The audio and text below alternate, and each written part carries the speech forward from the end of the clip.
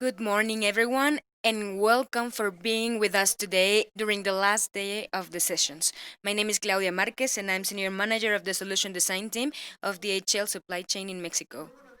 Good morning, everybody. I'm Sergio Morales, Chief Developer of Transportation in Latin America, DHL Supply Chain. In name of everybody, we welcome everyone to the third day of our event, Transportation Forum 2020. And because of this situation we're living, it is 100% online. Today, we're going to close this major event from DHL Supply Chain in Mexico under strict healthy measures because for DHL, safety comes first. Well, to get started with today, we will connect to Bonn in the Center of Innovation in Germany with Nabil Maloli, our Vice President, Global Vice President in e-commerce in DHL, will share why this sector is so relevant now and what are we doing in DHL to satisfy our clients. This conference will be transmitting through three channels: Spanish, Portuguese, and English. Please select the audio by clicking on the button with the language you'd like, which is above the transmission. During the session, you will have the opportunity to ask any question you like through the chat, which is below the transmission. Please use this space only for asking questions and place the word question to identify it. Well, our guest is Nabil Maluli. He is Vice President of Global E-commerce of DHL Supply Chain. From here, he leads strategic innovation and product development for e-commerce solutions. Nabil was Vice President of Customer Solutions of Innovation, where he supervised the solutions of innovations to help companies of Fortune 500 who do global business with DHL. He has a lot of experience in new technologies that are focused in the client in digitalization, automatization, big data, and robotics. Nabil is very passionate about innovation, e-commerce, supply chains, customer service, and entrepreneurs. Also, he is advisor for startups, non-governmental organizations, and others. He has a master's degree in international commerce from the International Business School in Montpellier, France. So we are very pleased to have Nabil, and we are starting our e-commerce and the last mile revolution session. Good morning, Nabil. Good morning, Mexico, and to our colleagues and friends from the region. My name is Nabil Maluli, Vice President of E-commerce Supply Chain Global Level, and it is a pleasure for me to be with you here in this great event of Transportation Forum. Today, we're going to talk about a subject that I am very passionate about. And these last years, I've been in e-commerce working with companies and scalers and startups throughout the world. And what I would like to do today is to share with you some of the learning and also the vision that what we are seeing is happening in the world based on the situation with pandemic around the world. Of course, we'll talk about Mexico and some data about the region and how this has impacted and created opportunities, which are enormous actually, and also important considerations for companies on how to do business, how to structure strategies to be successful in this new normality. So, I prepared this agenda, and first of all, we'll talk about how COVID has impacted in the acceleration for companies, industries, and economies in what it comes to digital transformation and e-sales. We'll also talk about the trends in the market and which is obviously being accelerated too. But what are the tendencies that we had before COVID which were very consistent and which also had some impact when we look forward to the future in our businesses? We'll talk about the consumer. It must be in the center of every strategy, every business strategy, on what are the changes on this behavior and his behavior that impact directly our businesses and how do we need to adapt our supply chains. We'll also talk about how this is revolving 360 degrees, the last mile solution, and we will also share some elements of what we see as key areas to address in the new normality and also the times to come in the following months and day in what it comes to economic recovery and how to be in that recovery, which is of course important. Some countries are opening already and we are getting adapted to these new volumes and situations. How do we manage to have this recovery? So I will try to be as clear as possible. As you see from my accent, I am not Mexican. I'm not even from the region. I'm from France. And I have a very exotic background, I think. But I think you will understand me because I worked in the region several years. So I hope everything is clear. And also, don't forget you will have time after the presentation to do some questions, and I'll be pleased to answer and to give more insight about what we're seeing and what we're experiencing. Today, we have a great opportunity. In fact, we are broadcasting live from our innovation center in Germany. So, we are in the heart of innovation in DHL's world, and I hope that will this will inspire today's session. So, context first. COVID has accelerated digital transformation of companies from 5 to 10 years. A couple of weeks ago, I was with the vice president of a very important group, and COVID said, Nabil, COVID had come like 5 years of updates that we had in terms of volume. And of course, it depends on the volumes every company handles. But what we see is that this has created acceleration in several topics in the companies. Some of them were happening before, but no way with this speed and with this acceleration that we are seeing today. And we need to adapt. So, Fortune magazine interviewed several CEOs of the most important companies, 500 of them, and 75% of them said that COVID accelerated their digital transformation. So that's something we are seeing in every industry. It is not just in e-commerce or technology industries, but in all industries. And of course, they are changing. But important thing is that we are seeing acceleration and that we all need to adapt to this. And when we talk about e-commerce, we're not talking only about a volume acceleration as the ones we saw before. We are we're really talking about an explosion of volumes. I didn't want to. We can talk about statistics for an hour, but what I wanted to do is to show just a couple of numbers that for me are very shocking of this e-commerce acceleration. If we see the volumes of e-commerce in sales, we see that this was going up during the last years, consistently going up, and that was expected to have in 2020 that there was going to be an increase of 10, 15, 20%, in some countries maybe 30%, but what we see now is that this statistic was published on what penetration of a major market is as the United States. And what we see is that basically in 3 months, we have the penetration of e-commerce just as the last 10 years. So 3 months penetrations are equivalent to what we have seen in the last 10 years.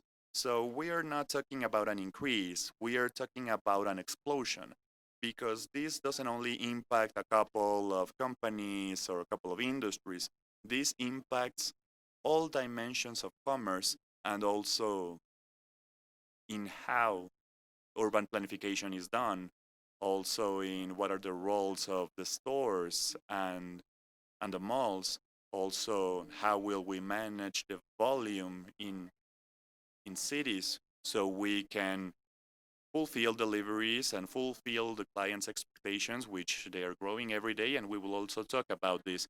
So this impact is impressive for any company, and this is just one of the examples. When we see the numbers of some companies, in fact, some were just published for the second trimester of some of the big companies, what we see is that these big companies that were already working in the e-commerce subject, they are managing the situation very well.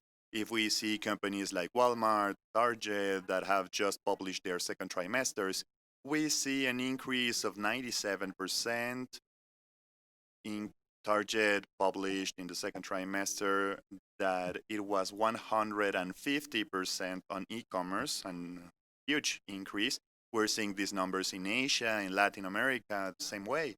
So let's see, for instance, one of the companies that shared a lot of information, and that's why I used it as reference, and of course is the leader of Latin America in e-commerce, that is Mercado Libre, which shared a lot of the information, the impact they saw, and these numbers, I found them interesting because, first of all, we see an increase in the number of users, 5 million new users when compared to last year. So this is a greater increase and very significant. And it is not just new consumers, which is a key strategy, but it also tells us how many people were not buying before online and they are doing so now. So these consumers are consumers that can be clients for Mercado Libre, but they can be clients of other stores or other businesses online. So that is an important topic. And also to point out that the frequency of these purchases, as you see in the slide, when we see just like loyal buyers and not so loyal buyers, there is a significant number of how many times people buy online. And what does this tell us? That people are buying more stuff in different product categories because people are not buying laptops every week. And what is interesting is that this reduction is in the loyal buyers who were buying things before, but now they are buying more. They are buying different products of more frequent use. And that is very important in us as people. How are we processing the e-commerce for any things we may need? So now, when we think first of buying something online, if that is the first thought we have, that is telling us something. If we're starting buying food, groceries, and this category which was impacted the most in a positive manner, and which of course are frequent purchases of high volume and for personal use in our families, that is also very significant and very impact on how do we consider also to buy maybe a car or other products. So that is the absolute normality. There are several statistics, but one that was published in Forbes um, talked about an increase in Mexico 500% according to a study that was done by Kantar. I thought that was interesting too because it is an exponential growth and these numbers are very significant. I know some people will think, yes, but the base volume were not so high before, and that's true, but when we see the region of Latin America when it comes to penetration, that was low. But the message is simple. If the basis was low, is telling us that the opportunity ahead of us is enormous. So in Latin America, in Mexico, Brazil, or Argentina, there are very important players, but there is no company that has a total dominance in e-commerce as maybe in some other markets in the world they are, where there is one player that it is way more ahead than all the others, and that is more complicated to compete.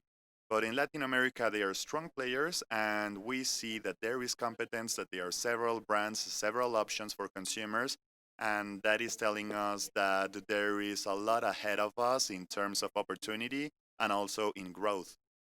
So, periods like hot sales, like offers, these are moments to see what will be the impact of the increase. We will see more than 150% of growth during these offers, as you see. So we may think that, and we can plan So in the third and the fourth quadrimester, where people buy the most products because of the Christmas presents and all these will be very high times in terms of volume and very tense for all logistics and volume managing, so we can be successful in fulfilling client expectations. So this is a very important picture. A client ask me very frequently, the message is now different after COVID. And in these last weeks, it's also different, but they were like, okay, Nabil, we have a very solid structure in the physical world with stores and all that, but e-commerce is just a very small percentage. So we wanted to invest in that world, but it was hard to us. But today, the reality is that e-commerce it's not just a topic of winning market share or to have the brand online, but e-commerce and e-sales allow us today, for some companies, just like to not only to be relevant, but to open themselves to other markets and to open themselves to other consumers without having to invest in the same way that they were supposed to do in the physical world. Yeah, that is a great opportunity. And it was also very clear during the pandemic where the stores were closed in many countries and still closed in many countries. We see that some companies were much more relevant and they actually were benefited for this situation. Why? Because they were prepared. They have several channels for sales. They have logistics to handle several channels, several expectations, and they have built this over time. Even though e-commerce was not the main channel before, it was a critical channel for one kind of consumer, for some products, and also for the future in a simple manner. So now we are seeing acceleration of the behavior and a change on how people are thinking about e-commerce. In these last weeks, I don't hear that e-commerce is not so high in terms of percentage. What we hear instead is that this channel will be the critical channel, and we saw big brands doing significant changes, and we will see those examples in a little bit. And also we'll talk about the trends in the market. So these are 10 key points, and I will share them. Of course, there are other ideas, and we will talk about that in Q&A session. But for me, these are the 10 most important points. First of all, direct to consumer. This means that when I talk to companies or managers or they ask me, what channels should we use? What channel should we sell in? And it depends on the profile of your company and the type of your product. But something that is clear is that the pandemic also rose something very sensible for many companies. Those that depend from one channel only without a multiple channel strategy, those suffer in this moment. They're suffering a lot because they didn't have a plan B, no other option. If all my sales were structured in the physical world and now I cannot operate, it is a critical situation. If all my sales were and my logistics were with organizations where I didn't have the control of what was going on and how can I sell, if I don't have everything handy to take decisions, then I am in a problematic situation because I am not in control of my future.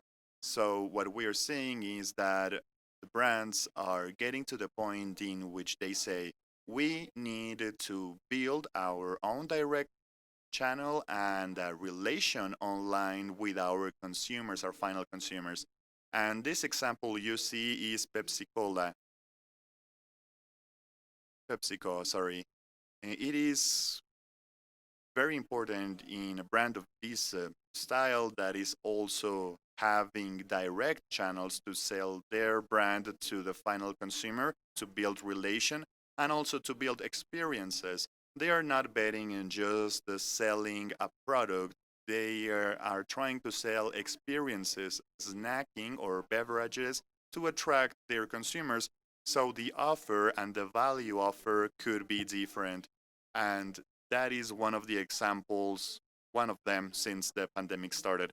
Second of all, is that we are seeing new players coming into the e-commerce league, and these new players are not getting in not only in logistics or digitalizations of sales, but we are seeing them in every corner. Here are some ads from Google Shopping that decided to offer the platform free of charge to merchants, and also a company like Facebook that launched very officially and very clearly an option for people to sell in the social network, and also companies like Uber or Lyft, and we saw it last week like DoorDash, who are launching new functions of logistics and also solutions that are like in a bigger picture, a service that like online shopping and home delivery for consumer. So we're seeing a new panel of change of players in this ecosystem. And what is the message? That the e-commerce world is more attractive every day, and attracting people who want to be part of this change. It is a great opportunity. And it is not a window of 1, 2 months. It is a window maybe of 18 months that it will be building up for these new parties that are coming in. So competence is arriving, and we should be aware of what is happening because these new solutions open several ways. They are new competitors, yes, but they are also new opportunities. For instance, a social network like Facebook with 3 billion people, if they started to do e-commerce, that would be a new channel for brands, but also new channels for logistics to attract more consumers, to lift up the volume of sales. And all these movements have both options. It just depends on the angle we're looking them from. There is a dark side and a bright side, as in any business. So the third point is convergence in what it is the physical world and the digital world. There is no, oh no, we have a department that it is physical and also a department that is online. So if you're in that world, it is the moment to really think about that, because every day we're seeing that there is a line between these two worlds, and this convergence, it's not of only digital solutions but also from logistics. It is very important to address on how to handle this transportation. How do we do so all the experience and all the services from where you were looking for a product and when you return a product, in any case, they might be under an umbrella which is convergent, which is unified, and that gives actually what the consumer wants, which is products with high options in a good price, and also the chance to return the product or have policies that will allow them to be flexible while they buy and other things. So we see stores that, yes, have a distribution center, and others that are using their stores just to deliver to the final consumers. We are seeing that these two worlds are more linked every day, and that successful companies will have to go through this. Those who don't have a physical presence, they can do it with partners or with other companies that do. But there is a digital consumer, there's a physical consumer too, and the vast majority of us, of consumers, is in both worlds, and we will have to have an experience for both worlds. So many times they say, hey, do you think that in Mexico, Brazil, or Argentina will bankruptcy in the United States is happening in the real world? My answer is, I think that what's going on in the United States is particular because it is not only e-commerce, but if we see some of the key statistics to understand what's going on in the US, we see there's a commercial offer in the US in the terms of shops and commercial real estate and all these, which is 20 times more or 20 times greater than that in Mexico. So, what does this tell us? That what is happening today, it's not only an e-commerce issue of big platforms that are disrupting in, but it is telling us that there is an adjustment because there is a lot of space of the physical retail world that may not be that necessary today, and maybe it won't ever be, at least for the next 10, 20 years, because for the moment, with this transition, with more online shopping and people looking for other options, there is a great part of consumers that don't need that physical state. So we should think on what is the role of the physical stores. That is very important. Also, something very important to us in logistics is what it comes to business e-commerce. When we talk of e-commerce, we think of B2C, products bought by a consumer, but something that has a lot of potential, it's B2B, business to business. Companies that buy online with the same expectations that they have in the in-person world. So something like independent from technology and all this innovation, people in the companies, decisions makers on inventory or sales or purchases, they are consumers too. So we are seeing a movement from these expectations from the in-person world to the individual world to the business world. If I have a restaurant or a cafe, why do I have to have a stock of 1 month? I want to have the order put in the last night or one night, and the next morning I want it there in my office, in my restaurant. I want to have the same expectations that I have in my personal life. So that, of course, has a great opportunity, but it's also very challenging of how do we do all this? How do we fulfill these expectations? What we see also that is increasing in terms of importance, it is the disruption models, or subscription models, sorry, and maybe food, maybe clothes, maybe cosmetics, and now we are seeing those subscriptions model being in increasing in several businesses in some ways that we may not be able to think in the past, but something like, for instance, renting washing machines, and we would never thought of that before. There are new opportunities, considerations on how do we need to think of e-commerce in the future. Something important for us in DHL, this is critical for us because we are focused in sustainability, but we have seen that more brands, more organizations, more cities are getting involved with this.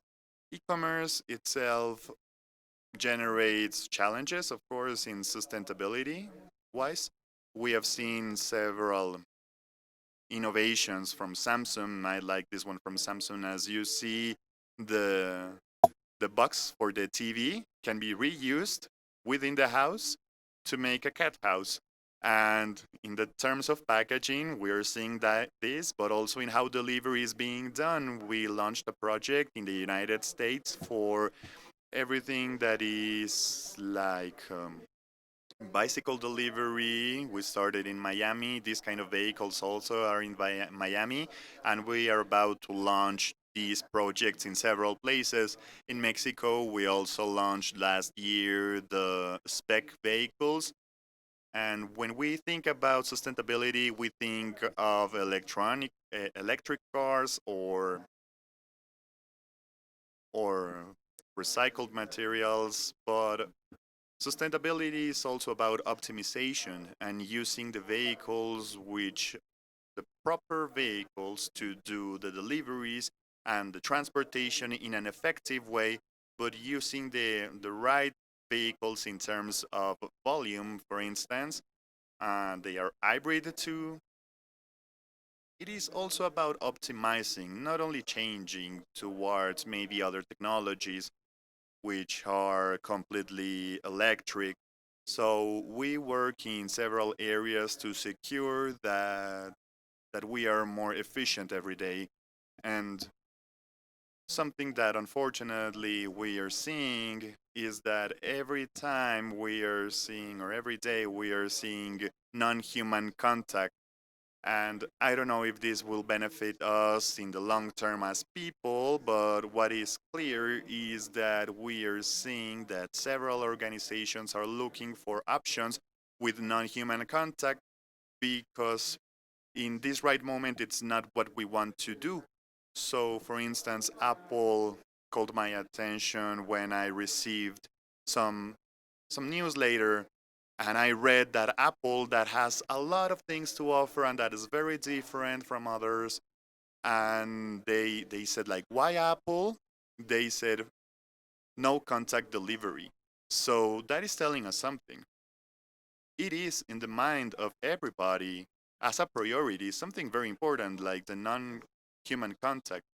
So we have been developing solutions, as you see in the picture, these pickup back stations, and this kind of solution where you can um, receive your product without human contact.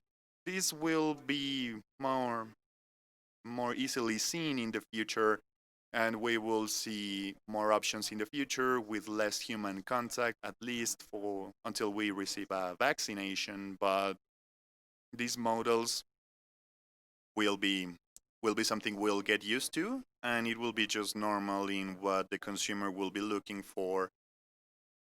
And not only in logistics, but when we talked about no contact, we, for instance, in Latin America, many people are still using cash or sign exchange. And all these processes are going to the digital world too. In particular, when it comes to payments, it is one of the areas where we have seen several companies pushing to have options of digital payments.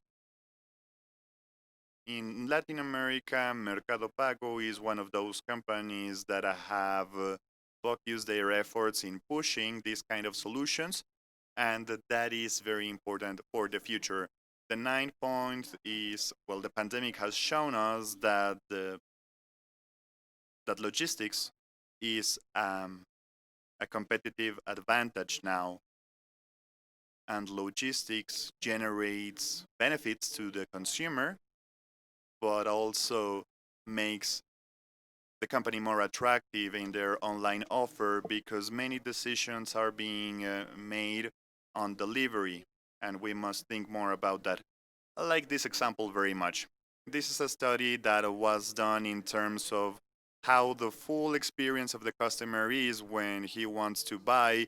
It's a study made by PayPal. And as you see, the green line is the positive emotions, and the red line are the negative emotions when buying a product. And what we see is that in the moment when there's the more friction with anxiety and worrying and just negative in general terms, and the point in which we have less positive feelings is when we choose logistics, delivery, and payment methods. So what does this tell us? This is the most frustrating moment when we buy a product online. So that is why we see this much effort from companies, this much investment in enhancing this solution, and that is why we are investing so much in these areas to relieve this process, and it makes this a competitive advantage and not just like a cost or a challenge within the purchasing process of a client. And the last point I have here in what the trends in the big market will be is the cross-border issue. How do we sell products today? It is not just domestic sales. What we see now is that the number one reasons for people of buying products in other country The first reason is availability of products that you may find in some markets that are not available in the domestic market. The second reason is, of course, the price. But what we see is that more and more there are organizations that are building or developing a logistic network and sales network that is global. And there are some organizations that have bet a lot on this, and especially in markets like Mexico, where there's a lot of connection with the rest of the world with free trade agreements. And this will be a key area of opportunity in how e-commerce will open us to the world and to the whole region, or yes, maybe to every corner of the country. This will increase competence, of course, within countries. With competitors outside the country, that will like to have their market share. So this is it with the trends of the market, and now we will talk about the consumer, because we will talk about these technologic changes and strategies of companies, when I think the key part will be always to have the consumer in the center of all these discussions and strategies and decisions. So I will start with this image, an interview that was for the CEO of Coca-Cola, where This was made in April at the beginning of the pandemic. And he said that we're going to see big changes in the consumption issue about COVID. Now, after a few months, you can see that there are some industries and businesses that were affected by COVID. We're going to talk about the 10 elements from the consumer, and I love this image. It's a real image of a consumer, a digital consumer. He's the one who was born with a smartphone on their hands. And when you see this letter, it's a real picture from a boy who is asking for Santa for some things for Christmas. And he's leaving there the link from the product online. And there is how people see it, how relationships are developing from the shoppers of the tomorrow, that they are different, the way they consume, the way they buy things. It's completely digital, so what we're seeing in trends is only going to be accelerated. The second thing is that we wake up, and the first thing that we do is we take our cell phones. Or when we go to sleep, we are connected. We're connected all the time. So if you check out the statistics, why people shop online, the main reason is because they can buy anytime they want. It is not because of the prices, not quality. It's because they can buy anytime they want. You have a shopping mall on your hand all the time, and this allows to have a client which is always online, that who can compare, who can check out all the options he has. And this is very important. Before, you needed 4 things. Today, you need 16. So this subject is on their minds, and it is important, and you're always all the time there connected with them. So here is what we're seeing with these solutions. The next thing is when you buy unconsciously, when you take an Uber or any other technology, mobility technology, you are making a transaction, but you don't realize about it. You are just doing a transaction, but you are buying a service. You're not giving money, you're not paying physically. But this is an unconscious shopping.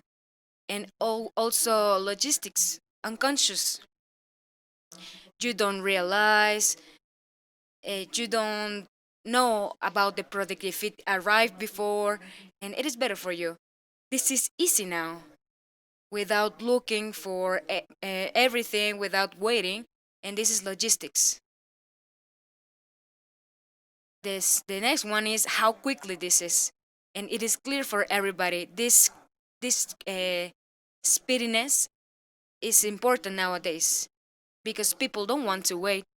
And it is not valid for all products or any situation, geographic situation, country, but it is valid anyways.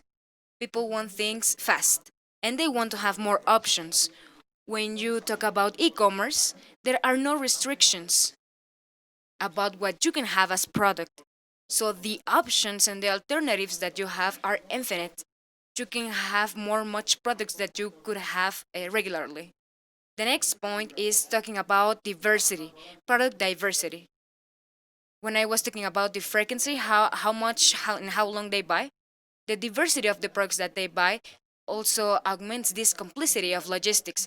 If I sell computers and electronic devices, is very different that if I start thinking about the logistics or if I start selling like decorative products like couches or big objects that are heavy. This is something very complicated. This is a real photo. The last Beatles that were sold, this is a real picture. This is how they were delivered. An unusual and interesting thing to see. Another topic which I like is the convenience. Us, when we think about logistics, we are the main character. This is the logistics, is the experience, how easy, how you receive products, how easy you can have all those options there, where you have these return things, when you can receive it in your house, in your office. It is a key point. You can see that this convenience is going up to the next level. It is not only about receiving and delivery with one option. You can have several options. We're starting to see options where you can receive your objects at your house. Like, for example, here is a Walmart thing in the US when you can deliver objects and you can put them on the refrigerators. You can see all these that differentiate Walmart from other business, for example. And this convenience comes with another key point, which is control. When you think about control, it means that you're giving a voice to the client. He has now the decision. It's a key point and a critical point, not only to improve the experience of the client, but to reduce costs in logistics. An example which I really love is that we have a solution which is called on-demand delivery, which basically gives the option to the clients to define and to do some decisions, some key decisions in how and when they are going to receive the products, to change the addresses. All these options gives the client not only the trust that he or she can have a better experience, but in some cases it will allow to avoid a delivery that cannot be received. It will avoid a bad schedule because the client changed his or her decision. So this is going to allow to reduce significantly logistic costs and to improve the experience with technology. So this is extremely important to take a look at. All these elements that are not optical. This making the client on them to have demand on it. Everybody wants to be unique, to have personalized product. Few people like to have the same clothes than your neighbor, or they don't want to be on the average. They don't want to be the average person. We like a personalized delivery, a personalized product, an experience that is only for us. And in here, okay, we think, yeah, but how are we going to personalize this experience? The delivery or a box to a client, how it is packaged, or even what is inside the product, how it is packaged. Well, in reality, there are several options. that are doing new things about this. We have, for example, in packaging, where we work on these new things to improve, to be like a wow, to make this wow effect that we need to differentiate us. But here the key question is, okay, but how do we begin? Where are this information? This information about clients is a thing that has changed during the last years, because companies, and how is e-commerce growing up so much? That is not. It is not only because we all have smartphones. It is also because companies who sell things online have become much more intelligent in about how which products we like, which products we'd like to buy, which brands we'd like. And this comes from all the informations that we produce, and all these informations that are not only demographic but only psychographic, which are much more powerful about what we are interested about as clients. In social media, in what we look, all this data is available. And well, if you use any system or platform which is free, I believe you won't be surprised that this information can be used, in my opinion, personal opinion. Now I have another point. Platforms that deal with this information, that they have an advantage. And I was telling you before about Facebook, that now is going into the e-commerce business clearly, much more clearly than before. Social e-commerce is growing. Why? Because people are buying when they are going. They are buying when they are looking. I don't know. For example, I want to buy something from a friend or from someone that inspires me. So we look and then we buy. So there we have those sectors, those networks to sell products. And that's why we're going to see that this is not only from platforms, from websites, also from social networks. And we're going to buy these products. We, And as good consumers, independently for these 10 things I showed you that we like as consumers, something that is very clear is that the expectations are every time higher. So our expectations are changing every time.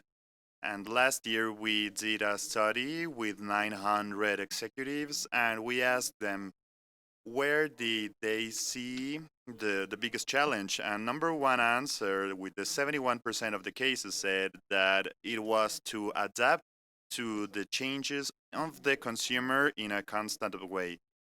So to think about this, maybe we should focus in what that will not change, not on what is constantly changing, but what will not change is that people likes things to be faster, to be of better quality, and at lower costs.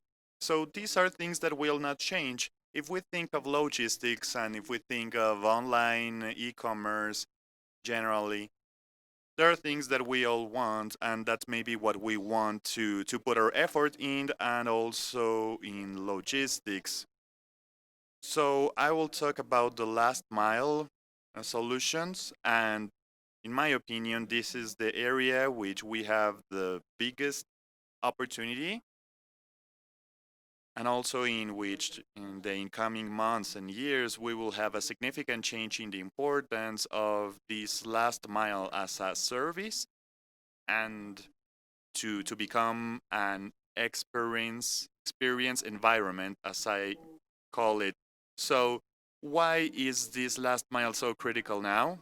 Of course, because of COVID-19.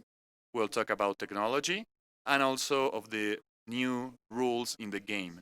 So this year we have seen the volumes in April or May that we were seeing in the end of the year. So the biggest challenge that COVID is creating now in most of the economies and countries is the capacity issue. The capacity for domestic networks, for transportations. We're in a moment in where there is a lot of demand and they're all trying to adapt to these new volumes. So we'll talk about the period where we have the most consumption during the year, the third and fourth trimester, and that will be increasing a lot. Regularly, we see products that goes like 2 times the volume that the rest of the year, and in some industry it is like 30 times the standard volume. So that will depend on how will some companies be successful in this period. Well, those will be successful for the new year to come. So this is good data to see. The investment that we do from vendor capital in terms to the different area of logistics, as we see there is the total funding. We see that the last mile and the new players in terms of parcel business and packaging, these are the areas where getting the more money investment to grow in the industry. It is not the business that has the most potential. The one with the most potential is transportation. But what you see there, 8.9 billion, those are the investors that say these are the new last mile delivery models. So it is not entirely different, but these will be models that will be giving service for maybe 30 minutes to come or the next hour, etc. So this is from the world that we are seeing. COVID means impact in e-commerce, not only B2C but also B2B. So that increases the costs and complexity when we have bigger volumes, which are significantly different in terms of importance to like how much these volumes are growing. Some very good data is this slide you have here. It compares the logistic cost of a sale online compared to the logistics in a traditional fashion. So when we see these, a company that sells only online will have a logistic cost which is just the 20 or 25%. And this is a very well studied study with the leaders of e-commerce that are in this statistic. So 20 or 25% of the cost of the product will be added or comes from the logistic part of it. So in fashion, apparel, and electronics, we are talking about 5 and 8% of the value of the product is the logistic cost. So these two worlds is very important to differentiate and don't consider them the same way. In several conventions, they tell me, well, in our traditional business, we have this cost for logistics and we need to make this better for e-commerce.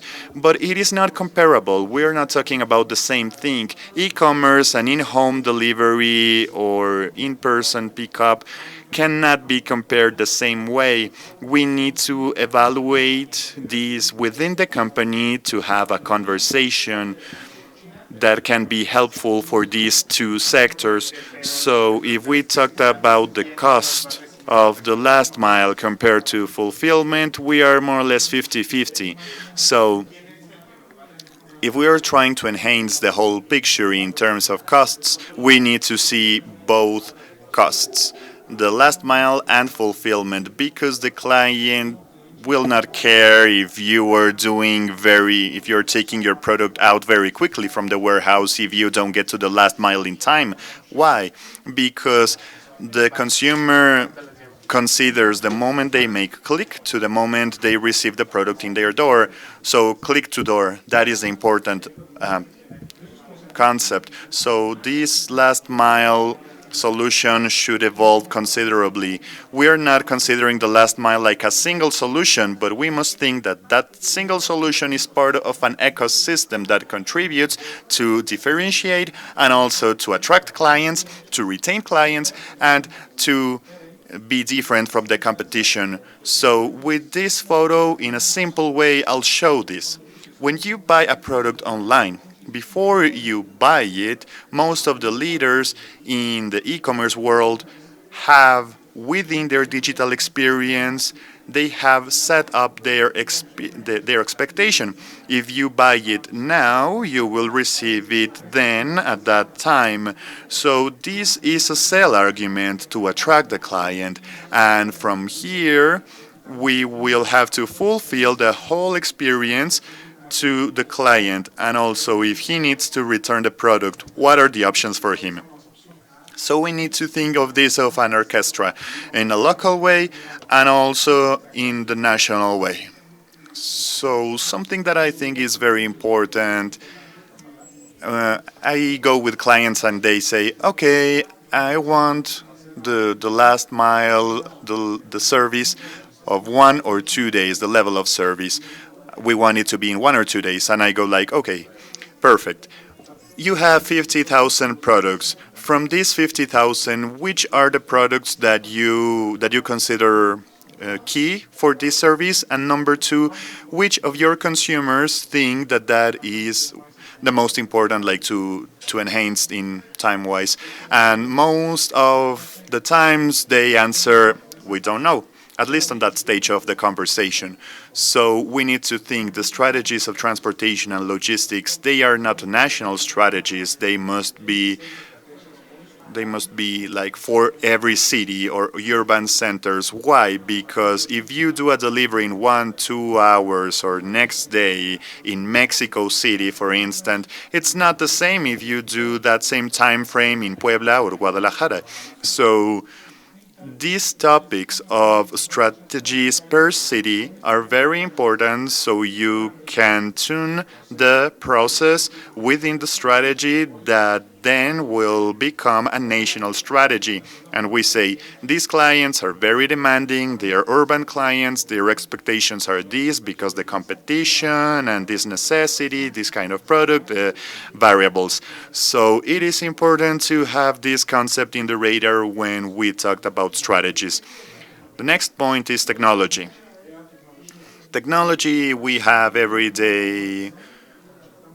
We think things are new, but actually technology has been growing for many, many years in a significant way, and we see changes in the last mile issue that will have very good benefits. So how do we differentiate a fashion from reality or necessity to define a strategy or at least elements to allow us to make a difference in our business? In DHL, we have this model. This allows us to see which are these technologies and what impact they have within the process of definition of strategies or focusing or innovation or investment within the company. And this is what we call the DHL radar, trend radar.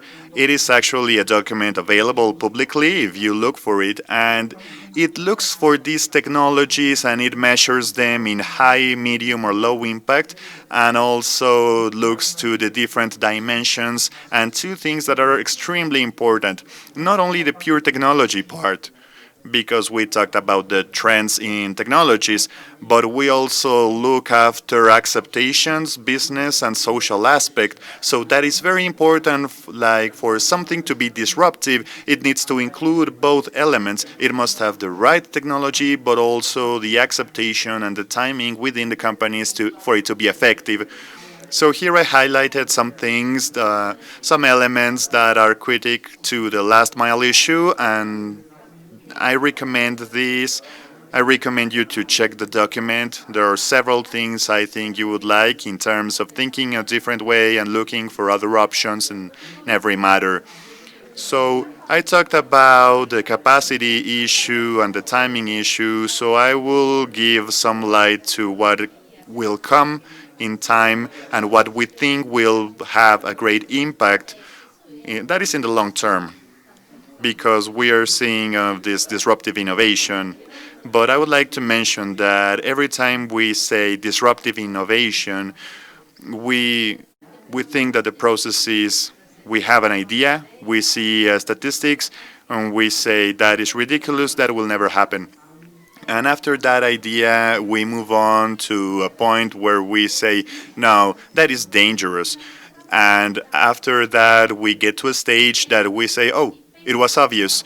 So think of it in your lives when we see interviews of 20 years ago and they talk about something that we're seeing today.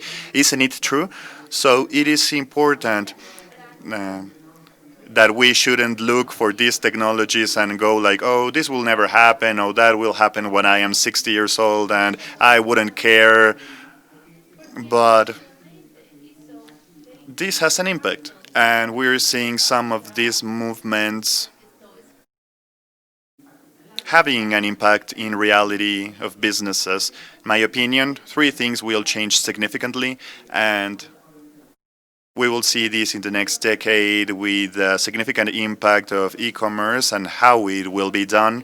And these three things are delivery robots delivery, an example, autonomous vehicles and drones. And these combined with sustainability will create an experience. These technologies, when we talked about drones in particular, people say, okay, Nabil, that's good, but we have been talking these the last 10 years, but we haven't seen that. All these elements have some particularity. We're not talking just about a software or a product that it is easy to implement. All these technologies have impact in critical areas, from regulations to the technology part, to the infrastructure part, social approbation, and who is in control of these models. And that's why we're seeing that it is not that easy. It takes time for this to become a reality, but let's not fool ourselves. This will come. For instance, the delivery by robots. There are some companies that have this done. It's not just a pilot process. They are doing this maybe inside a campus or a limited area, but they are doing it. A company has over 100,000 deliveries with robots, and mostly in food delivery, and it is good because it is very cheap and short distance, and it will grow in the long term for it to be bigger and more common. This is an example of the sidewalk robots. Another model is the robots. Here we are talking about vehicles that have a capacity, a bigger capacity, more like an actual vehicle, and they deliver several packages, not only one. And here you see an example in the video, GD.com, that has implemented this kind of technology in China, and they are enhancing it and pushing on it every time more. And there are hybrid models where we see a combination of technologies with different models. I will show one of ours, but the message is that there are different models, and each one of them depend on the statistics that we're looking for. There are some big consultant companies that will have more than 1 million delivery bots, and they will start doing the deliveries by 2040. But that was before COVID-19. But now, under the pressure and the exigence that we are in, etc., if this continues that way, even though we have a vaccine, we we will have these times being shortened, and we need to ask ourselves, does this work? Will it not work? The answer is it is already working, and we need to see in what cases it will be easy to implement. An example, if we are delivering food, a package in short distance within a radio of 1 kilometer, these kind of vehicles will be a perfect solution in a campus, for instance, where it is a limited space, controlled space. There is not so much circulation or interactions with our vehicles or people, and we can implement this kind of solutions. So it is not if, it is how this will take place.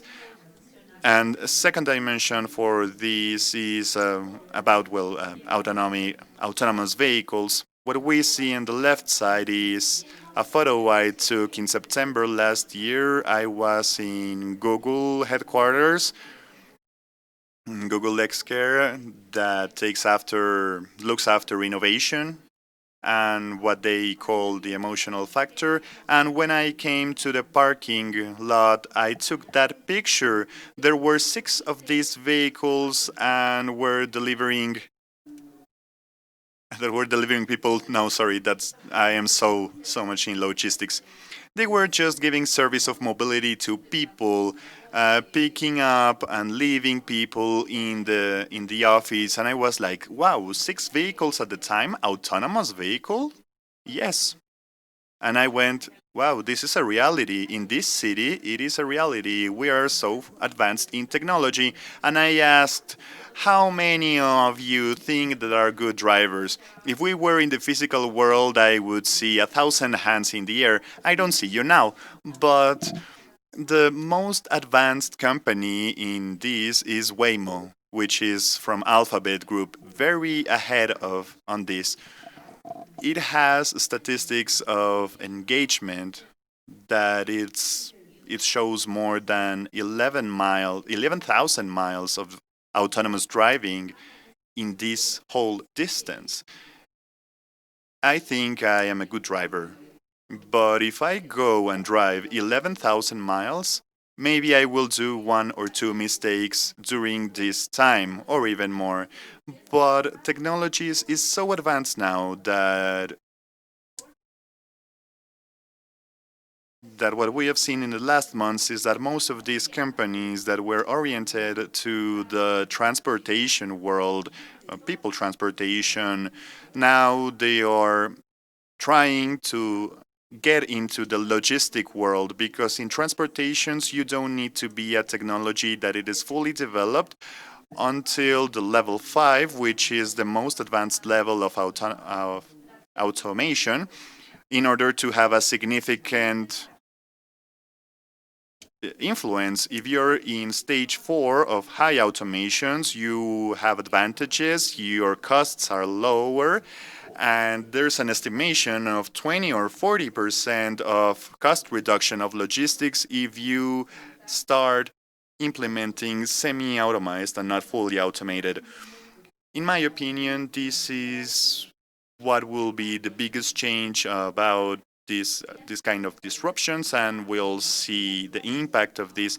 And also to mention the drones, we have seen, and people say like we have been listening to that since 2013, but there has been a lot of activity in that world. Maybe there is not like a wide execution of this in the real world, but in Australia, in Finland, there are some deliveries that are done this way, and there is a big investment in 2.6 billions, more than 67 startups that were created or sold after, and we are seeing movement in these too. Maybe we're just in the first baby steps, but the pandemic has created a big was created a lot of change in these issues. And after COVID started, we have seen an increase in users of 350% and volumes around 200% increase when they are giving deliveries with this. Here there's a little video to illustrate how does this happen in the world of logistics, and potentially how this will integrate to the ecosystem. Because if we talked about this technology, we may find a million reasons why this will not work. We can say security, it won't be possible because of this and that, there's complexity. But what we see is that companies find ways to do this. And this is one of the projects we have with a partner in terms of cooperation. And as you see, you find the way. So we don't think that this will happen night from one day to another, but this will be relevant, and little by little we'll be seeing this evolution. So in terms of sustainability, I talked about the trends a little bit, but in something that we are very proud about is in the electric vehicles. We have the street scooter program in the company, and if you were here in Germany, you will see them in the streets. They are projects, expansion projects with this kind of projects, and also to third parties that are using them. These are vehicles to do urban deliveries in a sustainable manner, and we will see more companies getting into this market, Tesla, for instance, and we're seeing more and more announcements to do more ads, to do sustainable deliveries, and not only about vehicles, but also with packaging. Here's an example with companies that are doing stuff to for recyclable matters with products that can be reused entirely in terms of packaging. So also how the rules have changed, what are the dimensions, how do we see an impact on the last mile, and what I would like to say is, first of all, competition. Many organizations, like in the traditional organizations, saw this last mile logistics like I need to be better, faster, and all that. But we see businesses that are building up alliances with their competitors for a win-win. They are a lot of competitors, and there is a big company of China that made an alliance with Rakuten in Japan, and they build bridges with their technologies to win in this technology path that they are going together hand by hand. So in the last mile logistic issue is also attracting companies that were in the logistic world but not like this. For instance, Emirates just launched a service of e-commerce last mile service as an AO line, and that is something new for an airline to do. That is incredible. For Lufthansa did that too, widening the range of service as an airline to play an important role. Other important thing is new business models. When we think of this, we think of transportation, but around transportation and e-commerce, there are many opportunities. This is a package that is still in my house, and I found it interesting that in the package there was not only one, but 4 advertisements in the packaging. So that is something that we will see. How do I use this structure, this infrastructure? How do I use what I have to generate more business, to open more areas, to create maybe something that will allow me to be more sustainable, or something that will allow me to help a little bit in the money wise, like the cost of transportation. So expectations and service is always there, 24/7. So we have seen in last months and years a significant increase in the days that we deliver, in the windows that we deliver in many countries, and this will keep on developing because clients want to receive more and more, even Sundays, and that is something that we must adapt to. And we see also other players in the game that are coming in with a lot of investment so they can push level of service, the service level, and to obtain market share. And of course, that will generate opportunities for everybody's and competition to push the line harder and harder to serve our clients. I know this is a lot of information, but I hope I have given you a good perspective of these 3 dimensions, which I think they are key. We will have the Q&A session, so if there is any specific topic that you would like to address, we will try to resume this a little bit to build up a recap on how do we do to recover and what can I do in the next weeks and months about e-commerce and last mile solutions so I can adapt to that. So the main point I think is first of all to focus in strategies and how to structure around consumers and their expectations. It is not the same to be a last mile company if you service 1 day after, 2 days after, or 3 days after. There are different services.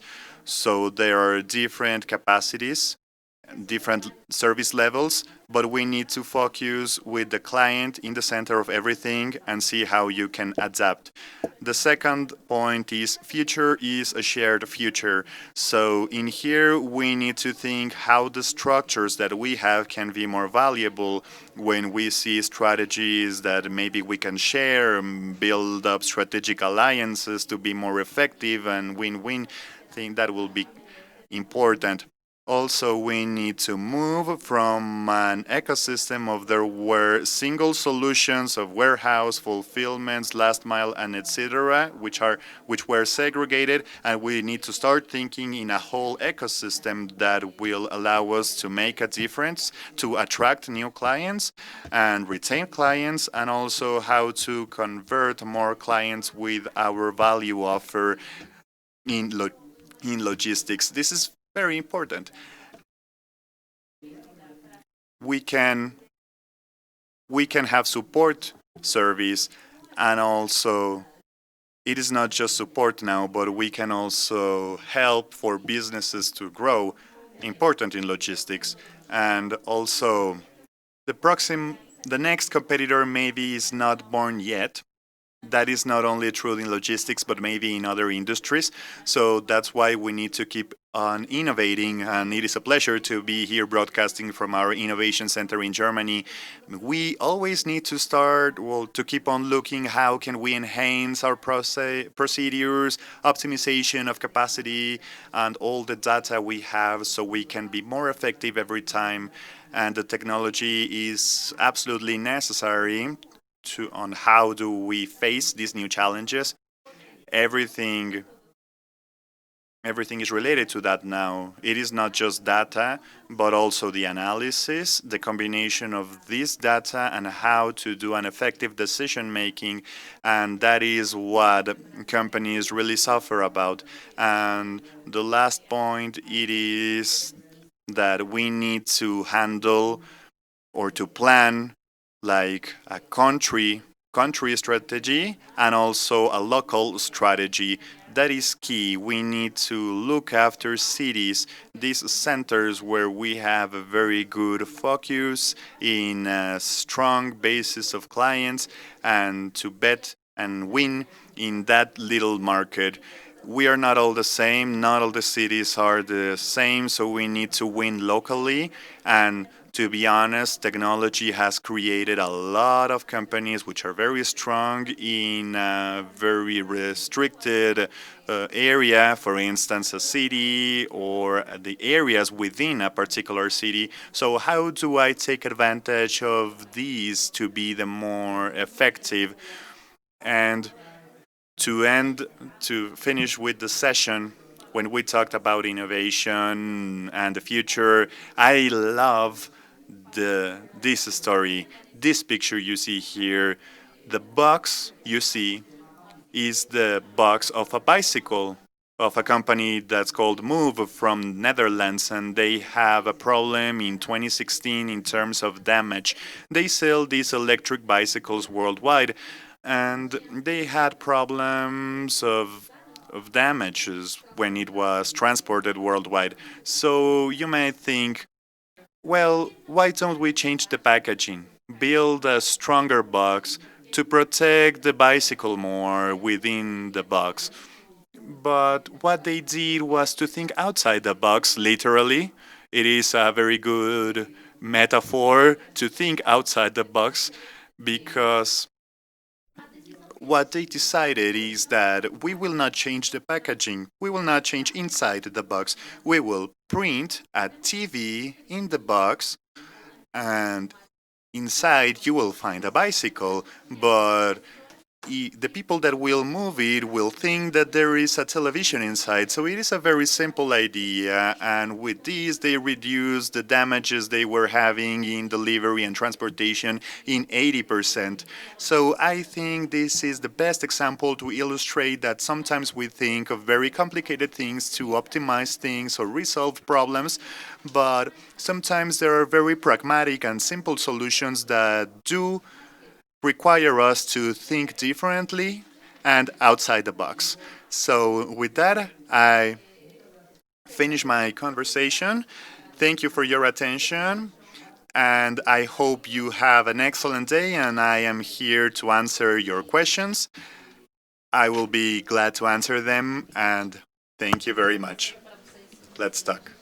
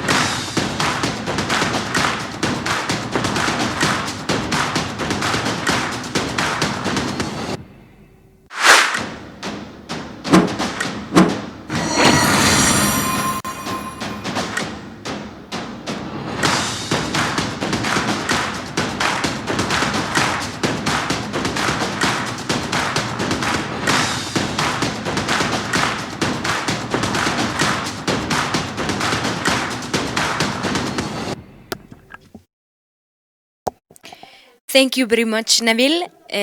We're giving some time for Nabil because he's going to change location for him to answer your questions.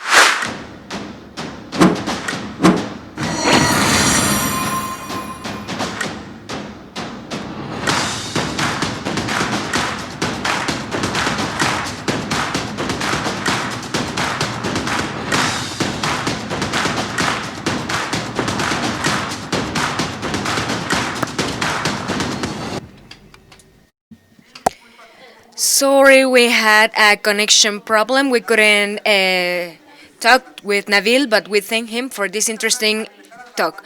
Thank you, Nabil. This requires a lot of experience and teamwork. Without any doubt, e-commerce is key in this logistics revolution. In the name of DHL, we thank you, Nabil, for sharing your outlook. And it's been a pleasure for having you here. We also thank all the people who were with us from Mexico and other countries. We invite you to our next panel of sustainability concept of sustainable transportation. We start at 11 o'clock. See you.